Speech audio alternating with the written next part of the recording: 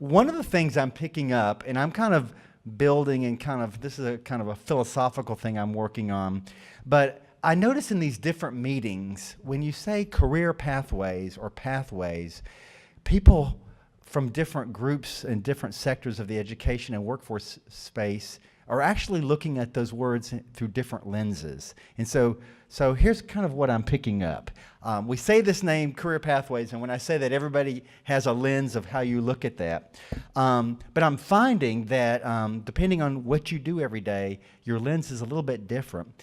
And it's been useful for me to start to appreciate those differences in the different kind of sectors of education and workforce so that we can, because they're all good and they're all working towards very valuable objectives, but they're a little bit different.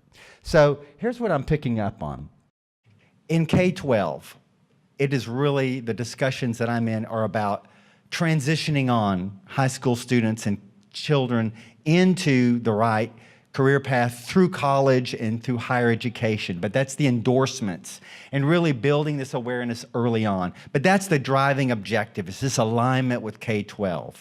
When you get into the adult ed workforce space, where a career pathways really has probably the longest history, it is really about jobs and helping employers in our communities and really helping economic mobility for individuals in our communities.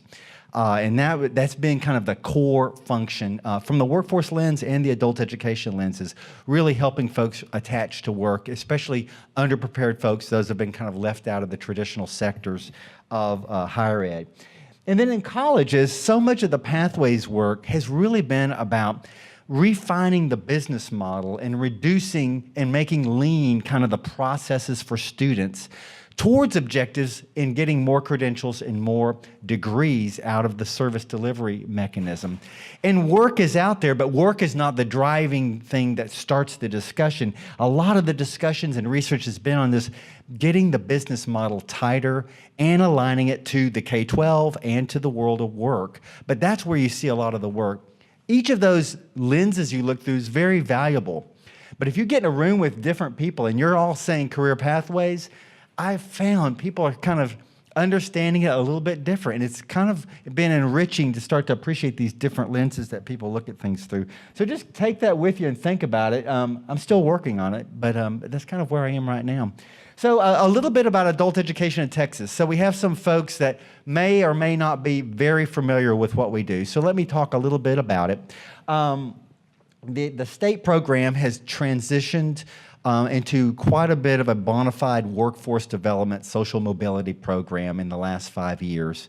We transitioned the program in 2013 from the Texas Education Agency, and really at the Workforce Commission had this objective of building a robust cornerstone and kind of foundation really for our workforce in terms of preparing workers for the future, while still maintaining family literacy and other social aspects of the program, but really building out that career pathways piece. We have about $80 million a year that we have to do these services in the state. Most of it goes out through competitive grants. Who in here got a grant or a sub-grant through one of us? Raise your hand. Many people in here got a lot of our money. And in fact, I'm always proud because of this area. I love to brag. And when I'm with my peers in other states, I always remind them that my Houston grant here at the HCAC is bigger than the grants of 43 other states, just the Houston area. So that really humbles the conversation, you know.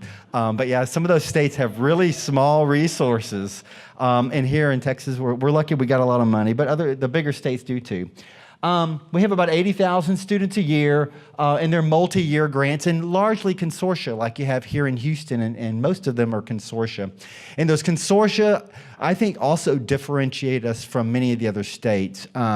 We have kind of really fostered this model of do what you do best and partner with the people that do other things that your students need, but maybe that's not your best skill set. So we have good partnerships with community-based organizations, with our community colleges, with our public schools, also with our workforce development system and vocational rehab systems, and businesses. And so these consortia really provide that service to the student as a solution rather than just kind of an individual education service in general.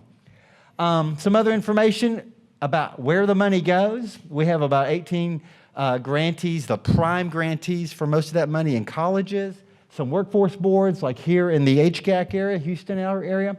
ISDs have 5 of them, educational service centers, and nonprofits 2 and 7 apiece. But a good data point in that, and remember I said largely consortia, is that within that group, we have 44 community colleges out of the 50 in the state somehow involved, either a very light touch through providing some sort of service delivery, a training class or something, all the way to kind of bona fide members. So that is a great value because we're bringing what we have to offer in terms of other assets to the college systems. And Cynthia's going to talk a lot about the work they're doing on pathways, but we've really found a great marriage, I think, of the systems. And more, I see the colleges either getting involved or getting more involved and really building more robust ways for the systems to interact proactively and positively with each other. In terms of our customer, if you're new to adult ed, it's really just about anybody that's low basic skills, meaning below a college-ready level, with or without a high school diploma. So I still run across people sometimes people that should know better that say, well, we can't serve people with diplomas. And I'm like, well, you sure can if they're at an 8th grade level or a 7th grade level or 11th grade level. And that's actually a pretty large group of our population that are coming back. Maybe they're 30, 40 years old and they're wheeling back around. Part of the big mission we've been on is really reducing that footprint in developmental education, and our no-cost services do that. And so that's a lot of where we see the interaction with the colleges is really doing remediation at no or low cost through our grant program in a very seamless way for the students. So like I said, we kind of have 2 hats in that college world, the developmental ed world that we're engaging with, and then the workforce training world for our CTE programs. And we'll talk a little bit more about that right now, I think. So let's talk about our pathways. And that has been kind of like the one thing we've been super laser focused on in Texas. And beating my expectations, which I always have very high expectations and sometimes pipe dreams rolled in there. But in five years ago when I got hired to be the state director, I really wanted to get this pathways thing big. I had been doing it at Alamo colleges, loved it, knew this was the right way to change lives in terms of poverty and helping folks reach those social mobility goals. But I would never have anticipated that folks like yourselves would have stepped up and helped us accomplish some incredible mission goals around the area of pathways. And that's where we're getting so much excitement from our state as well as from the national folks. So let me talk a little bit about our pathways. We implement those through really 3 major mechanisms. Those primary grantees that we have in this room here are charged and required to do a variety of different career pathway programs, integrated programs, programs with English language learners, programs in corrections, programs that are working directly with employers, and programs for internationally trained professionals. All of those kind of fit into this pathways umbrella for us. But then we do these sub-grants, kind of discretionary grants, one of which is called Accelerate Texas, which was fostered and grown at the coordinating board, and we took it on a few years ago as a full-time thing. And those are grants that come out 1 or 2 times a year. We just awarded, I think, 11 of them, and we're about to award several more in the next week or 2. But that really is bringing new partners into the room. I see we got Lee College over here. Raise your hand over there. Lee's a new one for us. They're going to be doing Accelerate Texas in the prison system here in Texas. So it's going to be the first corrections-based Accelerate Texas project we've had, and we're real happy to have them on. And so we've been bringing in new partners as well as helping those that have our prime grants kind of grow and do bigger things. And then we do another series of grants called the Ability to Benefit grants. Who in here is familiar with the term Ability to Benefit? Just raise your hand. Okay, about half of you guys. Ability to Benefit, in short, is a federal program and the federal financial aid for Pell Grants that allows individuals that lack a high school diploma to receive a Pell Grant if they're enrolled in a career pathway program. And so that has been a big focus for me personally because it brings new money into our system through Pell Grants. And anybody that knows anything about Pell Grants, including probably yourselves, knows that that can be a big game changer in your life or in the student's life in terms of succeeding in higher ed and maintaining and growing and going on to get credit degrees. So I really see ability to benefit as kind of like a big tipping point for us in terms of growth. And that was one of the meetings I was at last week in DC, was a convening that the Assistant Secretary put together on ability to benefit. And Texas and just a handful of states are really jumping out there, like 5 states: Wisconsin, Indiana, Texas, Washington State, and there's somebody else in there that'll come to my mind, Mississippi. And you know, that seems to be where there's a lot of interest at the federal level, because there's been a lot of discussions around Pell in Congress. And it was really a good moment. I think the Assistant Secretary wanted to get us together to kind of make the case that this area of Pell is worth maintaining and worth growing to the congressional folks that attended this meeting that we were in. So ability to benefit's one of the big movers for us, and I'll show you some data on what you guys are doing in ability to benefit right now. But I'll say that's kind of one of my big objectives this year. And if you're at a college right now listening and you're not doing it, or don't know what it is or whatever, you can give me a call or Ann Savino, because we'll come out and help grow that, because it's a big game changer for students to be able to get them into the Pell Grant world.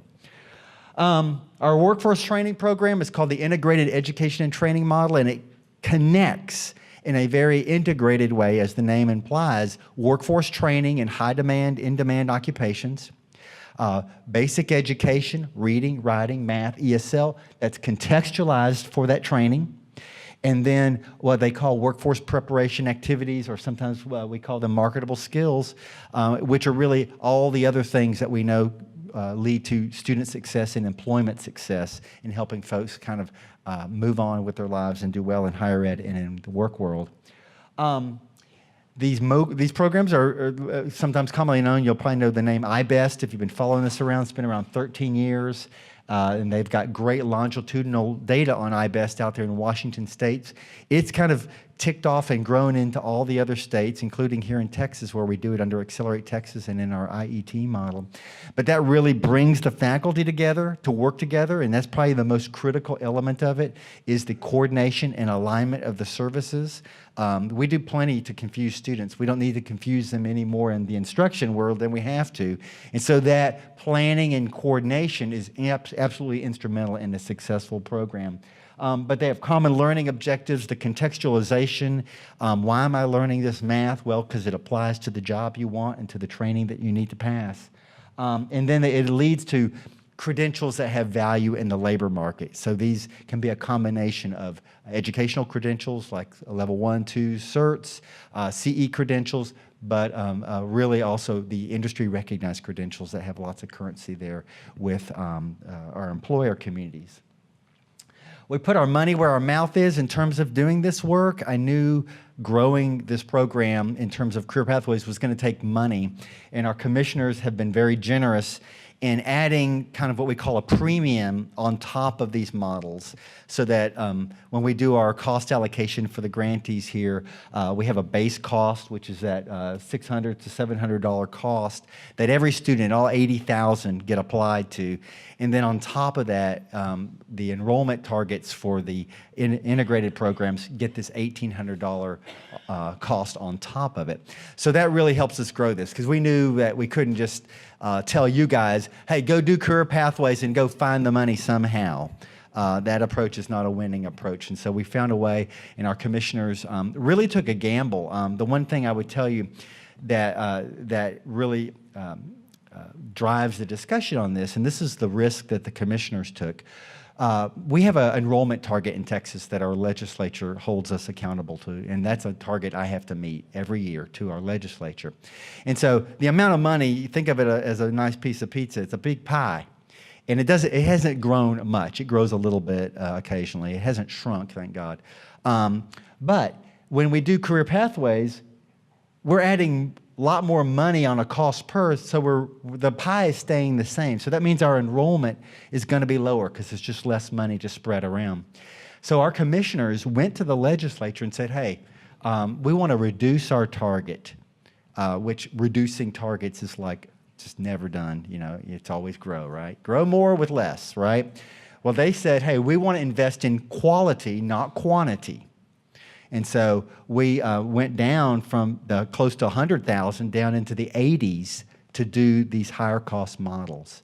So that was a risk and a request our commissioners successfully made, and I'm real proud of them for doing that because it's allowed us to give you the money you need to really grow these things. But that's kind of the mechanics behind it. So if you ever see one of the commissioners at your college or something, thank them for their allocations because they really took a leap there, I think, to help us bring that money. In terms of that, look at what it's got us. Our strategic plan in 2015 established a goal of 20,000 students in career pathways by 2020. And in 2015, when our advisory committee came up with that goal, and some of y'all heard this story, we were in a hotel room at a conference meeting, and one of our members said, we need a number, Anson. You know, when you have a number, that gets people excited. And you know, we have the 60 by 30 text. That's a number you can get behind. And if you look at other states, they have these numbers. So we wanted a number. And of course, me being adventurous, but I guess a little conservative, was hoping the number in 2015 they were going to pick was like 5 or 6 or 7,000. And lo and behold, that advisory committee member said, how about 20,000 students by 2020? That's a good sounding name. And man, I took a big gulp and we went with 20,000 and I got it approved by our commissioners. But look at this. You guys have delivered that goal 2 years early at 23,000 students. That is astounding to me. But you can see, basically, it's a combination of these different career pathway models rolled up into a kind of a cumulative number up there. But man, that really, I think that it gave us a place to go and a place to measure. And I mean, we had all these strategies to, you know, have to go back to them if it was not going to look like we were going to meet that number in 2016 or 17. But man, it just started picking up. And when we did that higher cost model, that's when things just took off. So you guys did that work. And so you notice how it's flattened out last year? That's kind of purposeful. Because last year I said, you know, we're getting hot on this. It's great. But as we were looking at models, we were a little worried about the quality. So I said, let's calm down on the high growth and level out and spend some time on contextualization and quality and building that in. And I think that served us well. And that's kind of where we are right now. So I'm very proud of that. So if you're part of our system, awesome. If you're not fully engaged in the system, sitting where you are in your office at your institution, we need to talk. And that's what we want to do today is to have that conversation. So we've got things that we think are our value propositions that adult education brings to our colleges. And those would include finding ways to reduce the phases. We know that long sequence of remediation in colleges is just a spiral into abyss. Especially for lower level students. And those of you in colleges see those numbers and have seen them for a decade. And we want to be part of the solution in reducing those sequences and getting into more integration. Increasing the quality and the options that we have students, really trying to grow what students want, because many times, especially that lower skilled student, they do not know much about the world of work. They do not know much about what options are out there in their local communities in terms of good paying jobs. They talk to their uncles, their cousins, their neighbors, but they don't get a lot of information. So a lot of, I see our work as building options that have value and we know have value because we've done the legwork in-demand occupations and in things that we know are going to bring higher household incomes for those individuals. Reducing the debt, we got $80 million. Let's put it to work and do something real with it instead of putting it on the backs of students or on institutions that have to pay for those costs.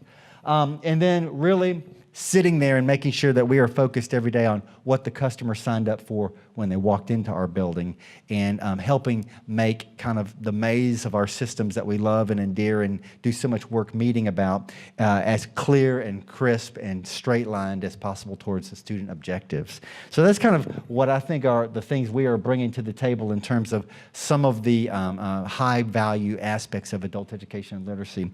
I want to talk a little bit about rigor and alignment because that's been a concern, I know, from our colleges. People say, well, adult education, isn't that kind of just like, I don't know, like, what do they do over there? You know, is it very quality?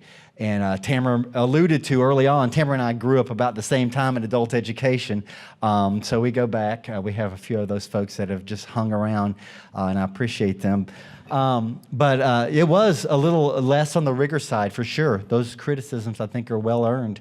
But we have done a great job in the last couple of years, and I want to talk about something new for us in our content standards, really the road map, the driving instructions of what we teach in our programs. And so when you wonder about quality, look at what we've done here in our content standards. In 2016, we aligned them, and some of the folks in this room actually worked, but we aligned our content standards in reading, writing, math, and ESL to the college and career readiness standards here in Texas, to the federal adult education standards, to the TESOL standards, and to the end of course exams in high schools, and did a great job of really aligning these things so that we knew what we were doing fit into these other taxonomies of educational outcomes. This year, I'm really excited because we went on a very innovative edge, I think. I've been talking about this at a national level, and no one is even close to doing stuff like this. But we took those standards that are really strong academically, and then we aligned them to what work requires in 4 demand-driving career paths in our state, so that we could make sure that folks in adult ed were teaching things that had application in the workplace and that we could make those alignments. Because a lot of times that math teacher is teaching the Pythagorean theorem or order of operations, and a student says, "Why do I have to learn this?" And the teacher says, "Because it's on the test." And that's not good enough sometimes. But if you can say, because you're going to need to have this for that job that you told me you were wanting to get and you want to get into that training program, then it becomes real for the student. So let me tell you what we did. We aligned these standards that were first aligned to these standards, these academic standards, and now we've aligned them into these 4 demand-driving clusters in the state: advanced manufacturing, construction and extraction, healthcare, sciences, and distribution and logistics. And so we looked at those and said, like, what does the work requirements in these jobs, how does it align to those academic standards? We got about 30 some odd employers together that worked with us for about a year to start making those connections. The employers were really enlightened in this process. And I realized why about 10 days into it, honestly. Our labor market is awesome right now. And so these employers are hiring anybody they can for jobs.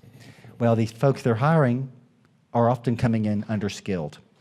And so these businesses are becoming adult education facilities because they're having to make a profit and turn a project around or make sure people are doing things safely. And so these HR and training professionals in businesses know a lot about basic skills now because they are working with it every day to run their businesses. So they really did a great job of helping us make these alignments in these clusters. People ask us, why'd you pick these clusters? Well, let me tell you why. 3 driving reasons. 1, we wanted clusters that have a reach and a presence just about everywhere in Texas. So we didn't pick something like agriculture because that doesn't hit the big urban areas, right? These kind of have a presence everywhere you go in Texas. The other reason was they have a very good projected growth into the future. So we didn't want to invest in something that maybe 5 years is not going to be here, is going to be in Vietnam or in Mexico or something offshored. And then the most critical one was we had to pick industries that had nice, clear paths for underskilled individuals to go into higher skilled jobs. So we didn't pick IT, which has a lot of presence in Texas, but it doesn't have a lot of reach down into lower skilled. There's a few things, but really not a lot. So that's how we got there. So what does it look like, you might ask? And these are available and published now. So we're doing training around the state to get the word out on this, and some of y'all are taking part of that training, I know. But what we've done is take the basic education academic standard, here it's a multiplication, and then we have applied it to the ONET detailed job descriptions and into actual work duties in specific occupations. So that, because my goal was to say, I want a manual that Tara over there at Wharton College can take to a student and say, here's why we're teaching this. and talk in terms of the job, not just in terms of you got to know it for the test, but really talk about the job. So it helps in contextualization, because now Tara and her program folks can contextualize curriculum better because they got some bridges from academic to applied. But they can communicate these things, and teachers can learn more about what work requires, because a lot of times our teachers don't know that. They don't work in that world, but they're trying to develop workers for the industries out there, and sometimes the teachers themselves aren't that attuned to it because they're teachers. So it's a good bridging, and I have a lot of excitement about this. I presented this up in Kansas, and about right now, like the mouths were like this, you know, it was like really amazing to see. And now I think in Kansas, they're going to be doing the Texas Adult Ed standards, because I just sent them a bunch of copies of it, and they're very excited about it. So if Kansas starts looking like Texas, don't be too surprised. Very excited about that. But there's rigor, but there's application and relevance, and that's where this contextualization piece comes in. And we see this in the colleges with the co-requisite models. To what extent are those courses contextualized to be relevant? And definitely in our integrated models, that contextualization is absolutely critical to help the students learn. And that's something that's been very exciting for us, is kind of keeping that learning focus, but really getting into that doing focus to help the students really know how what they're learning is going to be applied in the workplace. But this is what I was really thrilled about. Students in these programs that have this applied model, this contextualized model, we have now enough research to show that they have a 14% better measurable skills gain than students that are in the standard enrollment programs. So that was thrilling to me, because when we were running that data, I was like, what if it comes out and students are getting less outcomes in terms of academics? Then I'm going to be in a ditch, and I'm going to have to look for a new job. So seeing that number, 14%, made me jump. But why is that? Because students are interested. They're learning content that they can apply. They're engaged. Rigor and relevance is there. So that really helped kind of quell also some people that say, well, if we're teaching all this training stuff and contextualizing, are they going to be able to pass the GED? Are they going to be able to be academically savvy? Or are you just turning them into low-skilled, job-trained persons, you know? But it's both. We're getting both out of it, and we're getting both at a greater magnitude. So that's fantastic and great news for us. So let's talk about how we get there and the discussions that you guys have. And anybody that knows me knows I'm all about getting the meeting going and getting somewhere in the meeting. And I'll go out and have been to many of y'all's institutions to talk to your leadership about brokering these negotiations. But you know, it goes different ways. When you have colleges and workforce folks and adult ed folks get together, they've got different things in their minds sometimes when they go to those meetings to say, hey, we want you to go do a career pathway program with us. And these negotiations sometimes I think are critical in how we set them up and understanding where our customer in that meeting is coming from in their perspectives.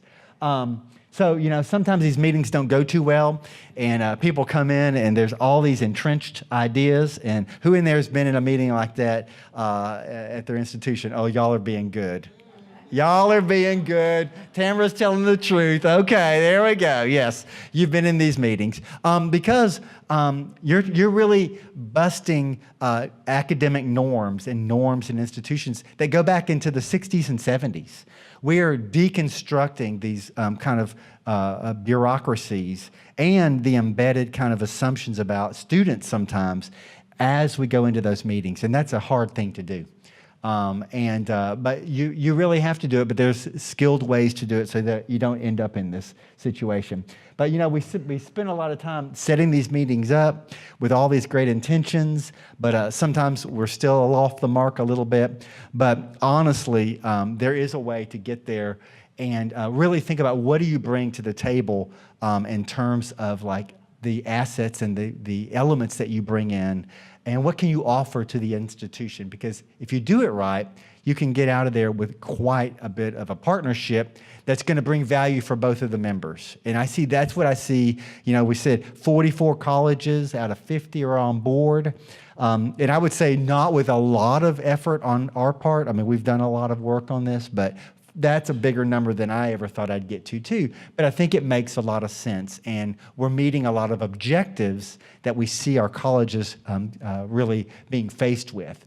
So the driving factors, as I mentioned, for colleges are kind of things that are out there from the very beginning. If you look in the Texas Legislative Code, in community colleges, the adult basic education piece is part of the mission of colleges. It's something they need to be doing and should be doing per the mission statement of community colleges in Texas. 60 by 30 is all about completions and about speeding completions and getting goals and marketable skills and alignments. And those are things that we're doing in adult education. We can bring value and expertise for that lower skilled population especially.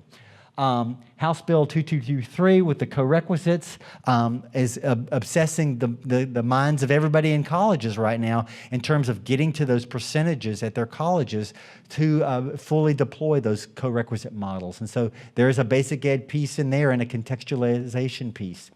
The new 2019 Developmental Education Plan requires colleges to integrate with adult education programs in their communities. So it's a good idea, it's a must, but it's really just making sense when you get down to it and you start to look at the assets that we have at adult ed that colleges are driving at. And I'll end by thinking about what those assets are. Well, they're money. We got a lot of money out there in your communities. And that's often when, you don't know how many times I've talked to college presidents and they don't know that at their own institutions, they have $1 million of adult ed money, and they're not putting it to work. They don't know there's a partner that's in their community that has $1 million or $500,000 or $2 million or $3 million that could be leveraged to help the college with its mission. So we still have an awareness gap in a pretty big way, and that's why I'm so thrilled, and it warms my heart to work with Cynthia Farrell and the Texas Pathways Project, because she's got access to that group. And we've been working together to kind of bridge that discussion, but bring that awareness to what we're doing. We've got students, and we got students that have made a decision and said, well, I'm not here to find myself. I'm here because I need a job and I want to get somewhere. Help me along my road quickly. So we've got 80,000 students that are an asset to the colleges in terms of pipelines. And we've got students in the colleges in the state that are struggling with enrollments. And I'm like, we're busting with enrollments. We can share those students and co-enroll those students into colleges. And then we've got our rigor through our standards. We've got contextualized content. And then the other thing we have is a cohort of maniacal and dedicated career navigators out there. These are staff members in our programs that are really the guides on the sides, the vision forward, the encouragers that help students stay engaged, stay informed, do your FAFSA, enroll in college. Did you get a job? Are you keeping the job? Why are you quitting the job? And they're working on behalf of the student. Kind of like an advisor, but a lot different. Kind of like a case manager in a workforce center, but a lot different. It's a hybrid. And that growth of those career navigators, we've got several hundred of them in the state now. There's so many, we have to have a conference for them now. But they're awesome. But those of you that know one or might be one, you know what the value assets they bring to student success and keeping students engaged. But that's a value we bring to the college. And I know up in Dallas, they have a great network of aligning those career navigators to their academic advisors, and that's where we see the real value that we're bringing in terms of staff. So I'll end by talking about credit and non-credit. One of our big pushes right now is we got a lot of non-credit programs in adult education with our workforce training. We want to start moving more into the credit world, and that's where this ability to benefit conversation comes from. So we've been moving from finding the win-win. Oh, this is awesome. Where'd the arrow go? There was an arrow that goes up. Imagine that. Put your secret glasses on and you can see it. But it's really moving into the trajectory into credit and ability to benefit. And I just did some surveying last week. Some of y'all got this survey 2 weeks ago, I guess, on ability to benefit, and was very surprised that out of 36 colleges that responded, we had 9 of them saying, was it 9, Ann? I don't have the numbers up here. 9 are doing ability to benefit. Of course, some aren't. And then there's quite a few colleges that didn't know what it was. So we have an awareness gap on ability to benefit. Not surprising. At the national level, at that meeting I was at last week, that was one of the biggest things that the Department of Education was saying. And these were the financial aid people. You don't get them out of their offices much. And they were saying, hey, people don't even use this program. They don't know what it is. We get questions about it. And they were even saying, they have staff that didn't know at the Department of Ed that it had changed because ability to benefit had been around until 2012, and it got rescinded and came back, and it rebirthed and all. But there's some awareness piece that has to happen. And then in terms of the way folks are doing it, if you know anything, who's doing ability to benefit in here at your college right now? Raise your hand. Oh, good. We got quite a few over here. Okay. There's ways you can qualify students. So remember I said these are students with no high school diploma, but they're going to get a Pell Grant. But you have to prove they have some ability to benefit from Pell Grants and from college. So there's really two major ways to do that. One, they can take a test and get a certain score. And it's not the TSIA test. It's the AccuPlacer test and some other tests. So that one's marginally, and I think I have the number up here, there. So the test, we've got several institutions that are doing the test. Many of them are doing either 6 hours, and so the student has to take 6 hours of credit and pass, and then they can qualify for financial aid. And that's where most people are doing it, because I believe, and probably y'all do too, I've never met, and I said this to this national audience last week, but I have never met a student that would rather take a test than take a class. And so by taking the class, they seem to really be able to be excited and get engaged, and then they can show their ability to benefit and get that financial aid. And then some colleges in Texas are doing both options there. So we got a long way to grow. 9 colleges is not a lot out of the 36 that responded, but this is a growth area for us, and I think a lot of it's bringing awareness to it.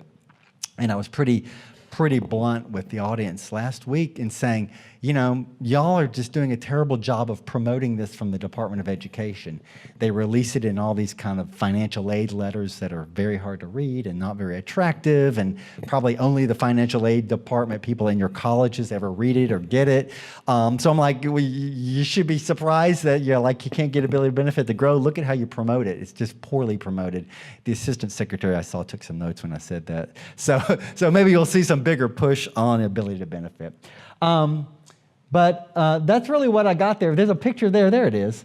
The pictures just show up magically. This is awesome. But yes, we have a lot of building to do, a lot of growing together, and that's what we want to do today, is start the discussion if it hasn't started.